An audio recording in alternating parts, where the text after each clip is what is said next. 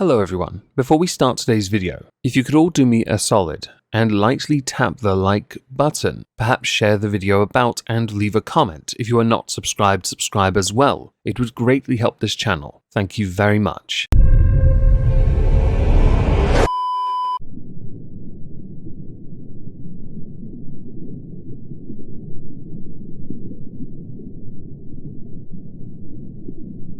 Well, isn't this just fantastic? Captain's log. Subdates 220826.7. Crumble's expedited repairs have created a sufficient enough window that the first of the shrink traps has been deployed successfully. Now, as Dainty's feet are the size of peas, I've told the NPC cadets to man the harpoons. Hello everyone, welcome to This Week at Twitter, or twat. And today we're gonna start with something from last week that has bled into this week. Sugar Tits, fellow friend creator. She's a very likable individual, and last week we spoke about her because of this tweet. Minor attractive person's pride flag. I can't even deal. Underneath is an image explaining what the no-map community is, indicating what all the stripes represent, with the white stripe in the middle to represent innocence and unwillingness to offend. That's because if you had offended, that flag would look an awful lot like a bullseye, and you dumb motherfuckers know it. Well, since putting this tweet out, and I made my views on it quite clear in last week's This Week at Twitter, via Bare Skills, Sugar Tits' account just got permanently suspended for having an opinion on the pedo flag. What is this world? I'd found out this way, but also via Sugar Tits, when she left a comment on last week's twat video. What a crock of shite. You've banned her for having an opinion on something? By the way, she doesn't really give an opinion on it. If anything, she doesn't really say much, beyond indicating that this is a bit much. And it's certainly something I can wholeheartedly agree with. Please don't yeet me off Twitter though, because I need it. Twat relies on it. We all have very strong opinions when it comes to the subject of those who have a taste for children. Those opinions usually center around how we can deal with you, whether it be a pill that's shaped like a bullet, to others a short drop sudden stop, to others being taken into a small room where you are disassembled and used as mulch. Or for me, I can't say that that's what I believe for a second. I firmly believe in rehabilitation unless you've crossed the line. You cross the line, you go in an ISO cube, you lose your genitals, and you never come out ever again. In fact,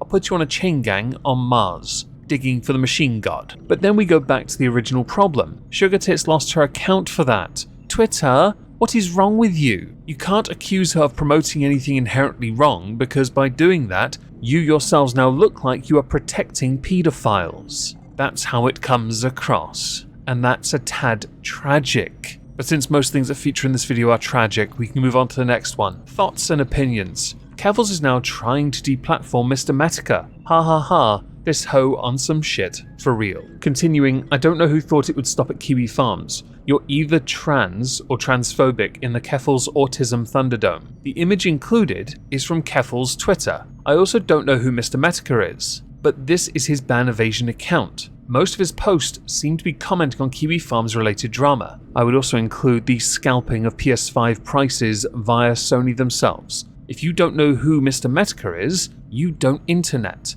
But that's not surprising for someone who built a reputation off of ratioing people. Problem you've got is, you can't ratio him, but you have shown your colours quite handily. Your hand is solely exterminate all that oppose me, because you're a coward. That's what you are, Keffels. Oh, but they go after me. They're only going after you because you won't back off. Give them their space and stop being such a prick. This is not rocket science. Mr. Metica predates you handily, and as a commentary channel, when he was on YouTube as a commentary channel, he garnered a reputation for not giving a flying fook about people like you. And I don't mean people like you that are trans, I mean people like you that are stupid. You being trans is not relevant. But it's not surprising you'd go after him, because he's kind of pointed out some rather interesting facts about those that are going after Kiwi Farms and those who've gone after them before and what it has done in response. Pick your battles. You're so arrogant you actually think you can shut them down. Don't forget here, they've been shut down many times.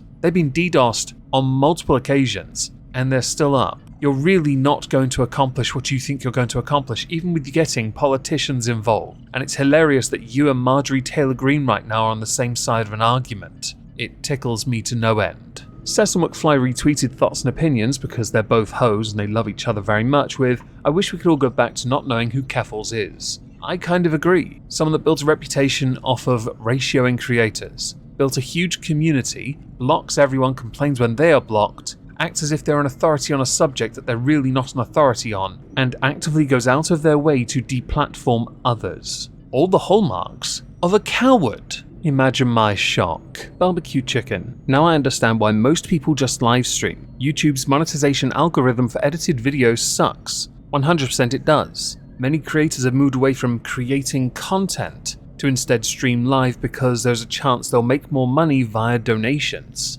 If I was able to do such a thing, I would be doing that more often, but it's not something I am capable of doing and maintaining to a standard that I'm okay with. One of the main reasons this is the case though with YouTube that is because they're trying to keep up with other sites, other platforms that they themselves wish to have a monopoly on, and in doing so are compromising their own base, i.e. shorts, to keep up with TikTok, the streaming and all the donation aspects, memberships and so on to keep up with Twitch. Doesn't quite work, but you know what? You do you, boo. You keep fleecing your creators for all those pennies that they don't make from you. It really is quite frustrating for us though that do make videos because we have to constantly battle to get a video greenlit, where it is reviewed manually by somebody from somewhere around the world that may or may not like it according to their own bias or interpretation of the rules that they have to adhere to greenlight a video. So I noticed Babylon 5 was trending, a show I'm not overly keen on, but I will admit it has quite the fan base, so please don't hurt me. The reason it was trending was because of the Space Shipper. Hello, what are your 4 favourite fictional spaceships that don't come from Star Wars or Star Trek? Now this one's quite easy for me. The first is called Serenity, the ship from Firefly. The second, a Gloriana-class battleship from Warhammer 40,000. The third, Battlestar Galactica, because I really did like that ship regardless of how clunky it was. And the fourth, because it is a spaceship to an extent, the TARDIS. Pre-Whittaker. Consider this audience participation, by the way. Do let me know what your favourite 4 are in the comments down below, along with perhaps putting, an F in the comments as well for the Space Shipper, because their tweet blew up and got something trending and it was a bit much for them. So there has been much in the way of criticism of She-Hulk so far. I haven't watched the show, not going to draw any conclusions on it. I have though seen Jessica Jones trending on Twitter, and this is because there's been some conflict. And I'm going to go through some of the tweets related. The Undying Crow. People pointed out Jessica Jones did a better job at displaying the emotional trauma of a woman who is abused than She-Hulk did by screaming of her rage at being catcalled. She-Hulk stans are mad, and just accusing everyone of hating women and also hating Jessica Jones actually. Jessica Jones the first season was fantastic. Second and third, no. They were bad. But when it came to demonstrating the relationship of someone who is manipulative and coercive, in the form of Kilgrave, excellently done. Clifford. Jessica Jones did a better job at explaining this. Quotes. It and She-Hulk both do a good job explaining this. The only difference is that one is recent and the other isn't, and you are using the non-recent one to hide your misogyny to seem like you actually care when you don't. It's the same thing when people say I love strong female characters, just not badly written ones, and the examples are always either Leia, Ripley, or Sarah Connor. I have never seen people do that for Ripley or Sarah Connor, but I will defer to your superior knowledge on this subject. Stoobs.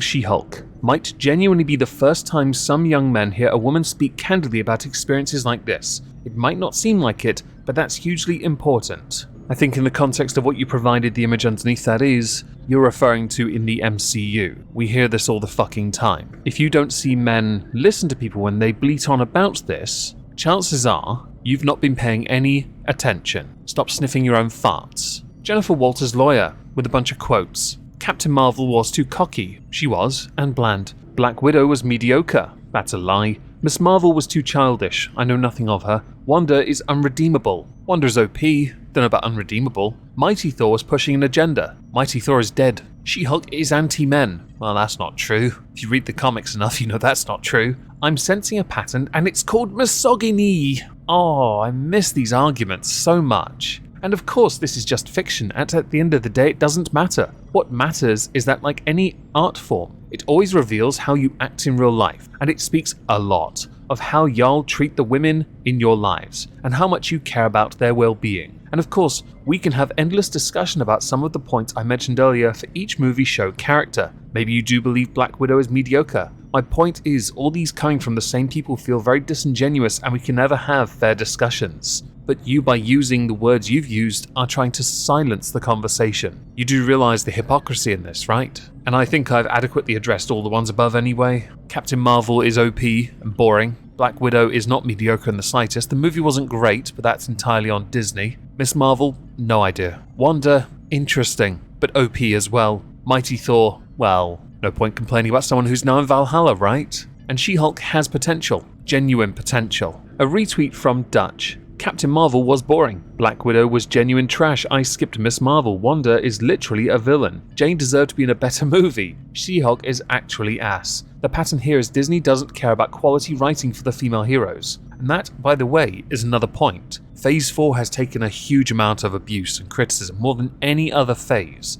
And the reason why is because there's no direction. They're just desperately trying to get all these different types of characters out in the hopes that something sticks. We know a couple of the shows have done well because they weren't intended to be more than a first season and they've gotten a second. Where it has resonated, it has been picked up for more. Or if Disney desperately want to explore all the stories they have access to, they'll just do it anyway, knowing that they can use this for a future reboot. Build the story now. When the story itself has about 20 years on its docket, people will start to look at it with some level of, okay, it's alright, because the newer version's out and that one's even more shite. Given the choice, I guess we'll go with the first one. I will state though, I'm not going to give an opinion on things I have not seen. I have seen some things, but again, I just want to show you the criticisms online and show you that in reality, people are just throwing around buzzwords because they think it makes them look smarter than they are, with a level of inflated sense of self-importance. How about agree to disagree and respect the fact that people aren't always going to appreciate something and it's not because of the female lead.